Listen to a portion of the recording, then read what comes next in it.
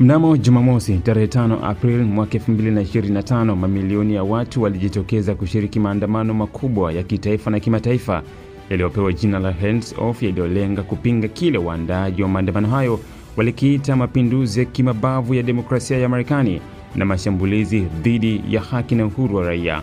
Maandamano hayo yaliwalenga Rais wa Marekani Donald Trump na mfanyabiashara tajiri Elon Musk, ambao wanatuhumiwa kuendesha njama ya kulazimisha mabadiliko yasiyozingatia maslahi ya umma bali mabilionea wachache. Zaidi ya maandamano 1400 yalifanyika katika majimbo yote 50 ya Marekani, yakienea hadi katika majengo ya ofisi ya bunge la majimbo, ofisi za serikali ya shirikisho, makao makuu ya mamlaka ya usalama ya jamii, mbuga za umma na hata katika majengo halmashauri za mji. Hayo yote yalikuwa sehemu ya juhudi za kuhakikisha kuwa ujumbe wa umma unafika kwa viongozi walioko madarakani. Kauli mbiu ya maandamano haya ilikuwa ni Hands Off, ikiwa na maana ya waacheni, ikimaanisha kuwa watu wa kawaida hawapaswi kuguswa na mabadiliko mabaya yanayoletwa na matajiri wenye ushawishi mkubwa wa kisiasa.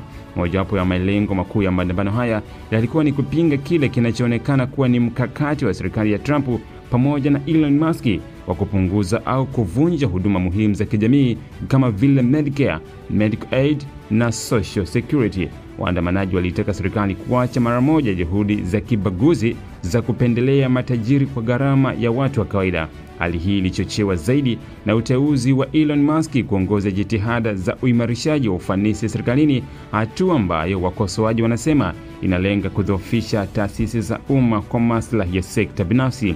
Zaidi ya watu 600,000 walikuwa wamesajiliwa rasmi kushiriki maandamano hayo, na idadi halisi ya waliokuja mitaani ilikadiriwa kufikia mamilioni, hasa katika miji mikubwa kama Washington DC, New York, Los Angeles, Chicago, Boston na hata katika miji ya kimataifa kama London na Paris. Katika baadhi ya maeneo, waandamanaji walipokea hotuba kutoka kwa viongozi mashuhuri wa kisiasa kama vile Senator Cory Booker na Rais wa Marekani wa zamani Barack Obama, ambao waliwahimiza Marekani kuendelea kuwa imara na kusimama kidete kulinda misingi ya demokrasia, haki za kiraia na usawa wa kijamii. Maandamano haya pia yaliandaliwa kwa muungano mpana wa mashirika ya kiraia yaliyojumuisha kundi la Indivisible Move On, Third Act, pamoja na mashirika ya kutetea haki za wanawake, mashirika ya wastaafu wa kijeshi na vyama vya wafanyakazi. Viongozi wa vuguvugu hili wamesema kuwa haya ni maandamano ya mwanzo tu, yakilenga kuhamasisha umma kuelekea mabadiliko ambayo raia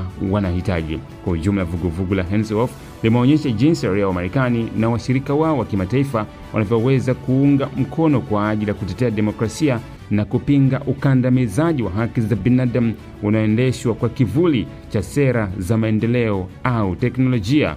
Ujumbe wao ulikuwa wazi: haki za watu hazipaswi kuuzwa kwa ajili ya faida ya mabilionea wachache. How we built the economy we did. That's why this place worked. Regardless of who you voted for, what's going on today, what's happening today is abhorrent. It's disgusting, and as broken as our current Dataflow inakuletea internet ya uhakika, ni salama na huunganisha kwa haraka. Unganisha na watu zaidi ya 30 kwa wakati mmoja. Inakaa na chaji kwa muda mrefu zaidi ya masaa 11. Pata data mtelezo yenye kasi kwa gharama nafuu. Wasiliana nasi. Tembelea tovuti yetu www.dataflow.co.tz.